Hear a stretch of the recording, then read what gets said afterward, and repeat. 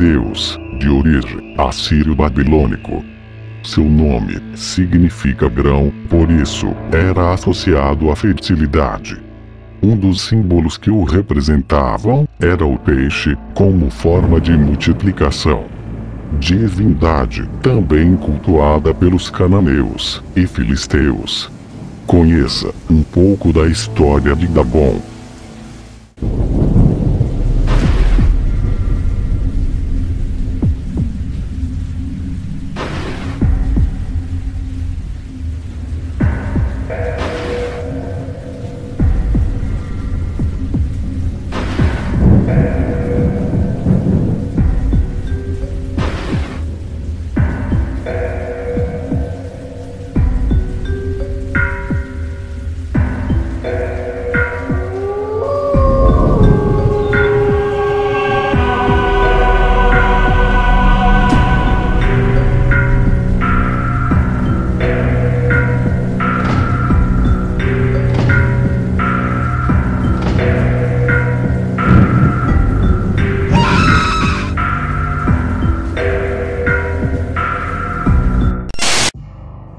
Dagon foi um deus semítico, uma entidade citada no Velho Testamento, devotada ao plantio e agricultura, de particular importância para o povo, conhecido como filisteus.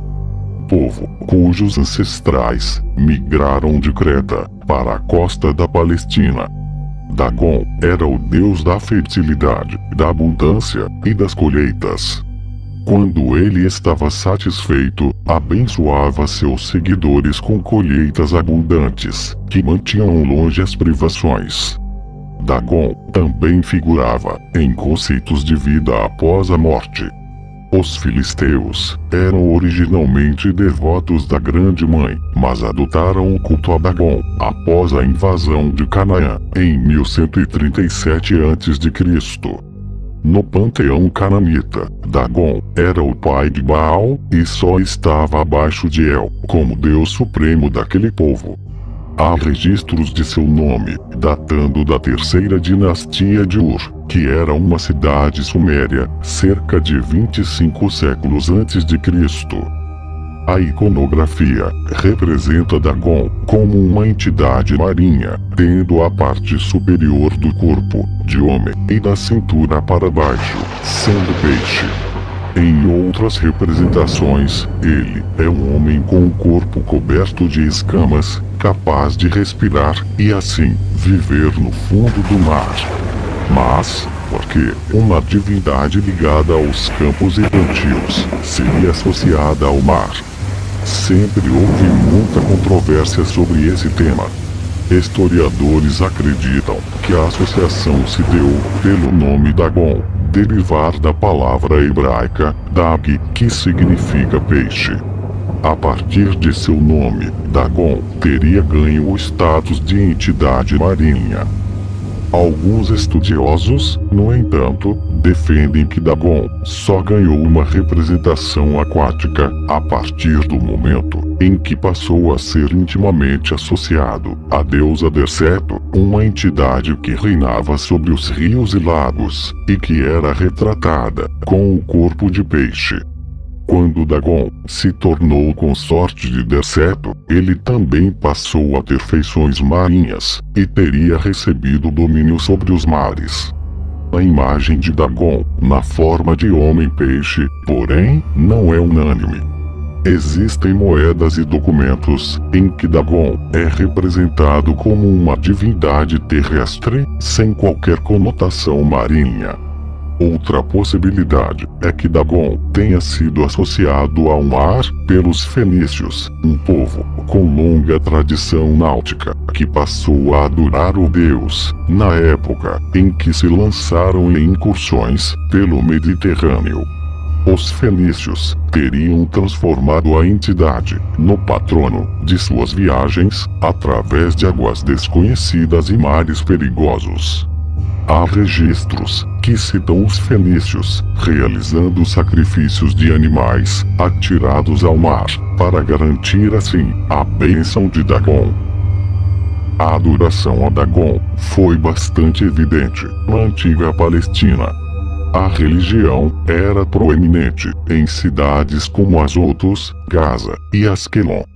Os filisteus dependiam de Dagon para o sucesso em suas colheitas, mas rendiam a ele homenagens também em tempos de guerra.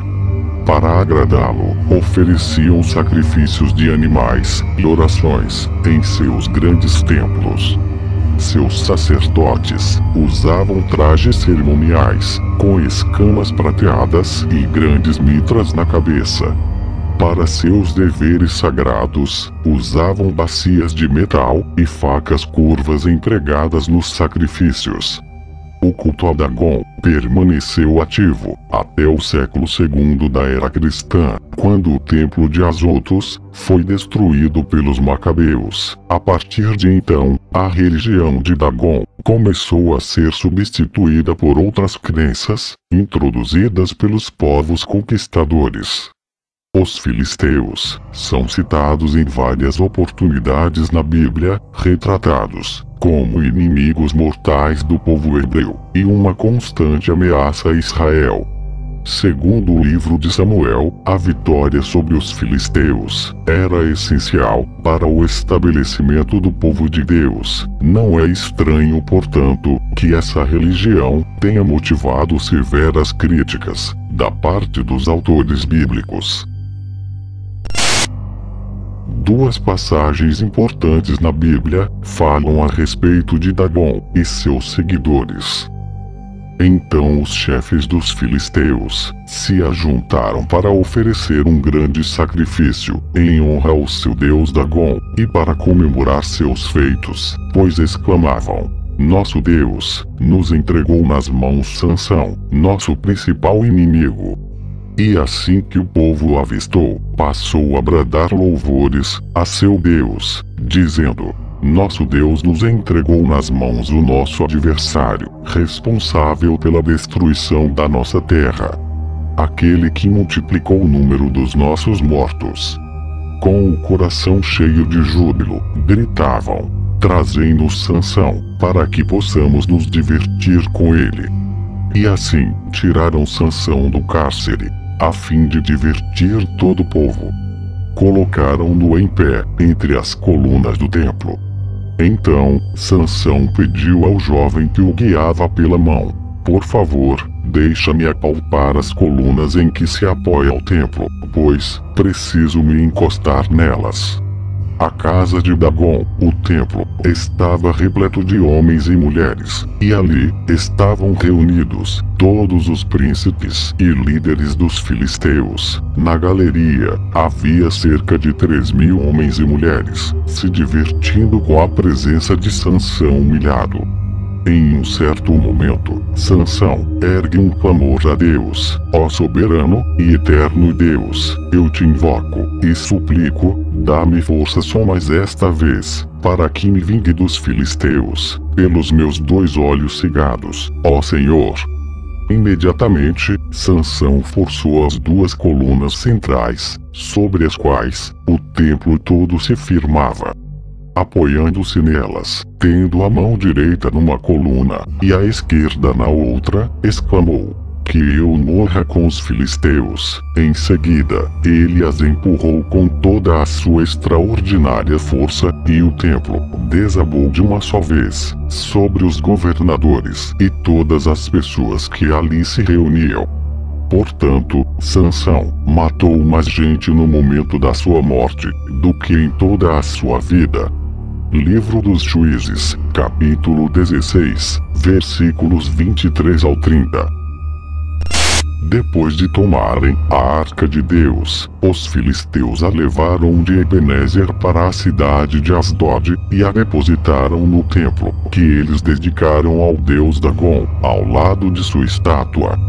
No dia seguinte, ao romper da manhã, os moradores de Asdod observaram que a imagem de Dagon estava caída de cara no chão, exatamente na frente da arca do Senhor. Imediatamente, eles ergueram a estátua e a colocaram de volta em seu lugar. Contudo, na manhã seguinte, quando se levantaram ao raiar do dia, lá estava novamente Dagon, caído, com o rosto em terra, diante da arca do Senhor. As mãos e a cabeça da estátua haviam sido quebradas e estavam sobre a soleira. Só o seu corpo ficou no lugar. 1 Samuel 5, 1 ao 4. Nossa sociedade atual não é fundamentalmente diferente dessas antigas culturas. Cada uma delas é dominada por seu próprio conjunto de ídolos. Cada uma tem o seu sacerdócio, seus totens e rituais. Cada uma delas tem seus templos, sejam eles torres empresariais, spas, academias, estúdios ou estádios, onde os sacrifícios têm de ser feitos, para que as bênçãos da boa vida sejam obtidas, e os desastres sejam evitados. Quais são os deuses da beleza, do poder, do dinheiro e do sucesso, se não os assumiram proporções míticas em nossa vida individual e em nossa sociedade? Podemos não ajoelhar fisicamente diante de uma estátua de Afrodite, mas muitas jovens de hoje são levadas à depressão e disfunções alimentares por uma preocupação obsessiva com a imagem. Podemos não queimar incenso a Ártemis, mas, quando o dinheiro e a carreira são elevadas a proporções cósmicas, realizamos algo como um verdadeiro sacrifício de criança, negligenciando a família e a comunidade, para conquistar um lugar mais elevado no mundo empresarial e angariar mais riqueza e prestígio. Ao sondarmos nosso coração com as lentes das Sagradas Escrituras, é fato concluirmos que toda idolatria do coração é promovida por autocomiseração, hedonismo e egoísmo. Quando não realizamos algo para a glória de Deus, isso é um ato idolátrico, porque tem um propósito último, que não é o Senhor. Quando o homem firma um compromisso consigo mesmo, que exclui Deus de seu bem, satisfação e felicidade, ele está contido nas amarras da idolatria. Seus ídolos são seus sonhos, seus prazeres, seus bens, seu dinheiro, seu sexo, sua beleza, seu ego, sua vaidade. Todo aquele que não vive para a glória de Deus, torna-se um idólatra. E você, o que achou do vídeo? Se gostou, comente, compartilhe e não esqueça de se inscrever no canal. Obrigado e até a próxima.